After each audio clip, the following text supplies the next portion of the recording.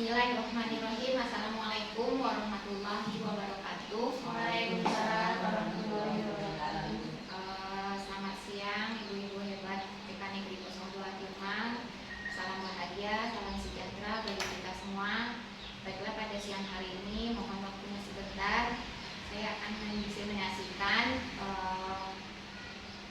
materi tentang kepemimpinan pembelajaran, yang mana tujuan dari kegiatan ini adalah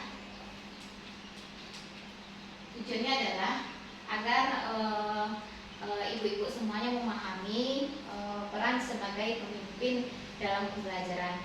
Yang kedua adalah untuk memenuhi dan berbagi praktek baik sebagai syarat dalam penilaian di kinerja pada PMM.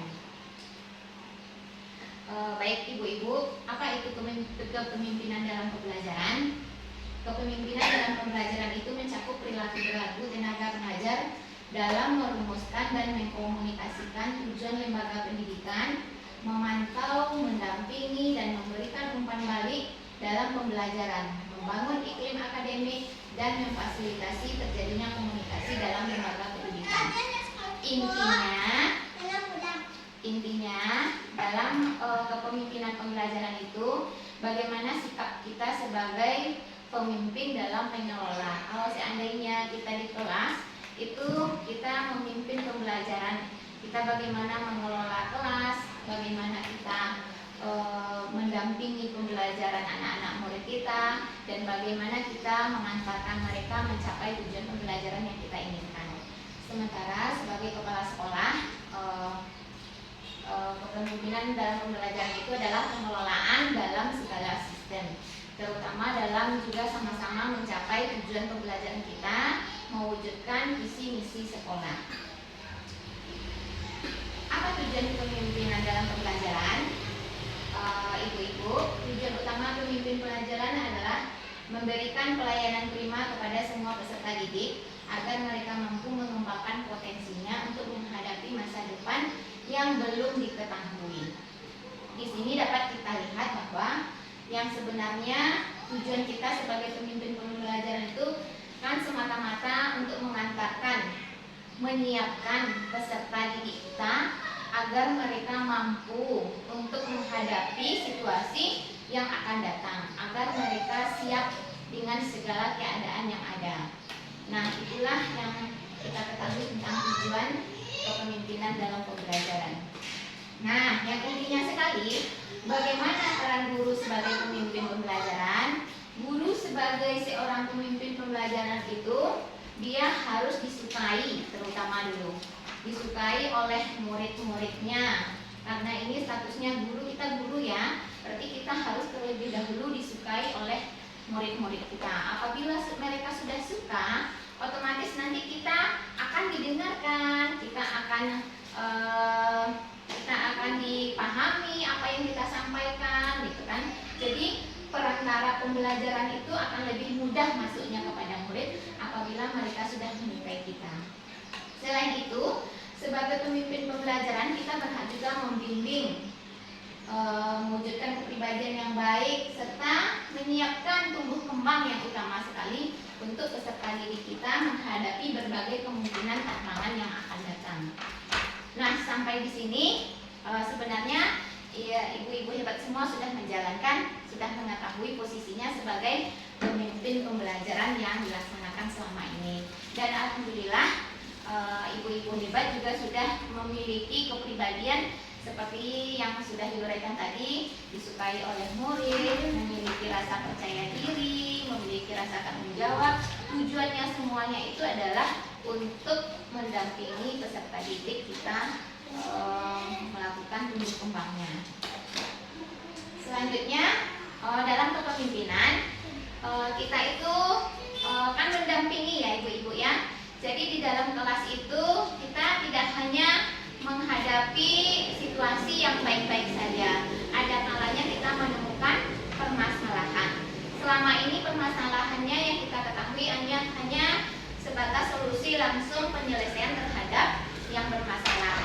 Namun permasalahan yang kita hadapi di sekolah itu sebenarnya bisa kita cari solusinya dengan berbagi dengan teman, dengan rekan sejawat, ataupun dengan atasan. Nah, yang dibagi dengan rekan sejawat dan atasan itu tidak hanya berupa masalah. Bisa saja tidak hanya masalah murid, perilaku anak, bisa juga tentang pembelajaran. Misalnya mungkin hari ini ibu terkendala menghadapi atau tidak menemukan ide pembelajaran tentang tema tanaman. Kira-kira apa yang bisa kita lakukan agar anak tidak ribut, agar anak bisa mandiri, atau agar anak mau melaksanakan tugasnya. Pengalamannya kan ibu-ibu, sebagian di saat kita memberikan tugas, anak itu merasa menganggap udah bisa, gitu kan? Jadi kurang antusiasnya. Itu juga sebuah permasalahan ibu-ibu. Jadi itu harus kita diskusikan dengan atasan kita. Seperti sebelum-sebelumnya yang saya lakukan sama ibu-ibu, kita sudah melakukan observasi. Dari observasi yang saya lihat, yang saya perhatikan, untuk pelaksanaan pembelajarannya sudah bagus, sudah baik, gitu kan? Namun sebelum observasi itu, ibu-ibu semua juga sudah ada kan kemarin diskusi dulu dengan sebelum melakukan diskusi pra observasi namanya ya. Jadi sebelum kita melakukan observasi itu kita tanya dulu, diskusi dulu kira-kira nanti kita akan menampilkan apa, kita akan memberikan apa. Nah, itu diskusi sebelum melakukan observasi namanya. Coaching itu diperlukan sekali ibu-ibu, tidak hanya antara atasan dengan bawahan.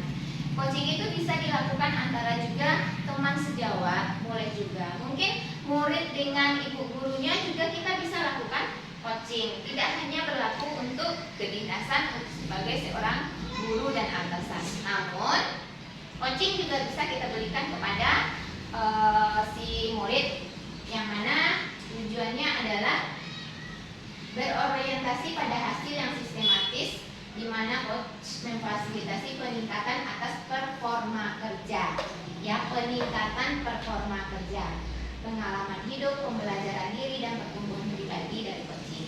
Jadi ini intinya menerima masukan ya, kita meminta masukan kepada teman atau rekan sejawat kita atau yang orang yang lebih berpengalaman, yang lebih mengetahui dari apa yang hendak kita dapatkan. Baik ibu-ibu, bagaimana paradigma berpikir secara coaching? Fokus pada coaching. Intinya kita harus saling memahami apa yang akan disampaikan oleh coaching tersebut. Yang kedua, bersifat terbuka dan ingin tahu. Kita tuh kalau berdiskusi kan dengan atasan, kita bisa jangan ada yang ditutupi, sampaikan apa adanya gitu kan, terbuka kita apa yang akan kita sampaikan itu ya nyata apa yang kita rasakan gitu kan. Terus memiliki kesadaran diri yang kuat. Oh, saya ternyata kurang di sini. Saya ingin mendiskusikan, berarti kan kita sudah sadar dulu apa kekurangan yang akan kita sampaikan nanti. Terus mampu melihat peluang baru di masa depan. Dan tujuannya adalah agar ibu-ibu nanti mengetahui dari kegiatan coaching itu apa nanti yang bisa didapatkan perubahan ke depannya.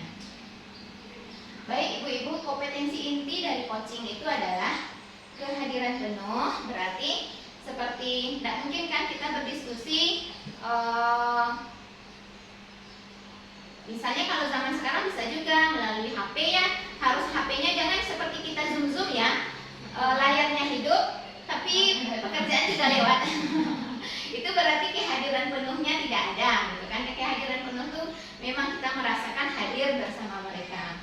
Dan mendengarkan aktif itu juga seperti tadi, jangan sambil masak kita masih mendengarkan dari jauh, itu mendengarkan aktif juga. Yang penting sampai apa yang ingin disampaikannya kepada kita.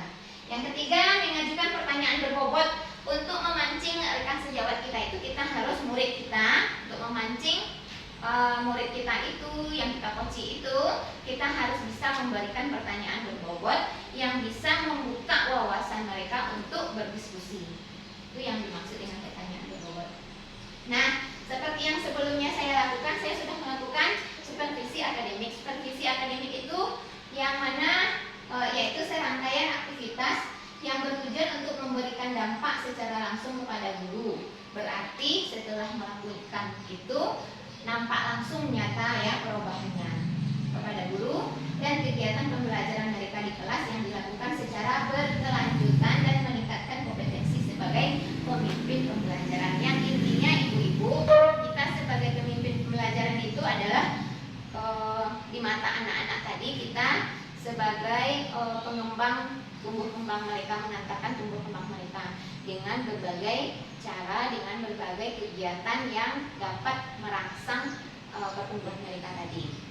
Untuk supervisi akademik ini, semua permasalahan, semua yang dilakukan, yang ditemui bisa kita carikan solusinya, dan itu pun berkelanjutan.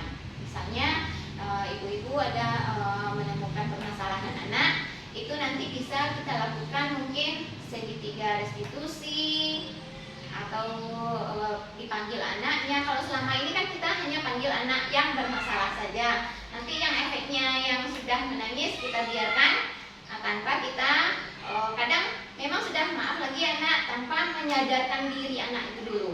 Harusnya sebaiknya kita menyadarkan diri anak itu yang berat ya ibu-ibu ya. Kita panggil anaknya, kita sadarkan dirinya dulu. Tadi melakukan apa, kenapa sampai seperti itu, apa bahayanya, apa dampaknya. Harusnya kita seperti itu dulu untuk melakukan perbaikan kepada anak.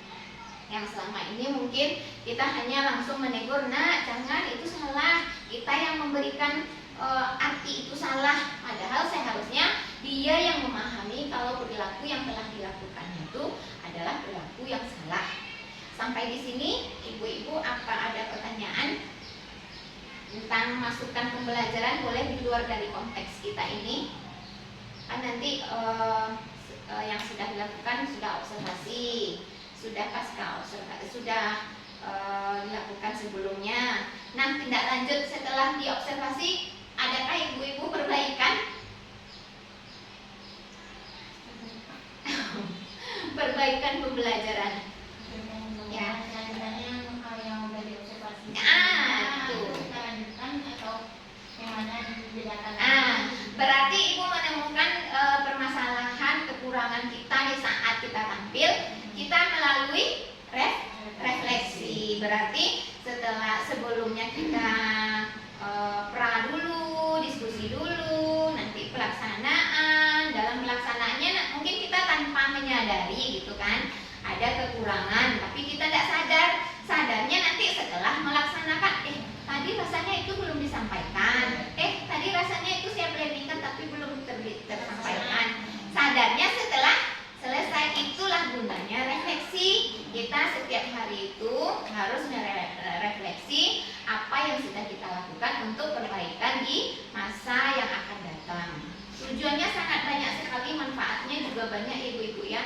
Tujuan refleksi itu agar kita mengetahui kekurangan, kekilafan, kesalahan kita yang sudah kita lakukan. Dan manfaatnya adalah untuk memperbaiki, merubah pembelajaran yang menjadi lebih baik lagi di masa yang akan datang. Nah, setelah kita melakukan observasi kemarin, apakah ibu-ibu melakukan refleksi? Ada ya? Ada. Setelah melakukan refleksi dan tahu akan kekurangan atau kekilafan atau kesalahan, apakah ibu-ibu sudah memperbaikinya, merubahnya? Sudah ya, sudah dirubah di kegiatan selanjutnya, walaupun dalam tema yang berbeda. Iya, oke. Sampai di sini untuk sebagai pemimpin pembelajaran tuh ibu-ibu yang paling utama adalah kita mengantarkan murid kita siap, mampu untuk menghadapi perkembangan perubahan di masa yang akan datang. Apalagi untuk akhir-akhir ini. Akhir ini kan mereka mau memasuki sekolah dasar, itu akan ada perubahan, banyak perubahan yang akan mereka hadapi. Nah, itulah tujuan kita sebagai pemimpin dalam pembelajaran, memberikan rasa nyaman, percaya diri, agar anak kita mampu dari psikologinya dulu. Mampu dari psikologinya, agar mereka siap dari mentalnya, sehingga apapun nanti yang mereka hadapi di sekolah selanjutnya, dimanapun mereka bersekolah, mereka tidak akan terkendala. Mereka akan lebih matang dalam emosional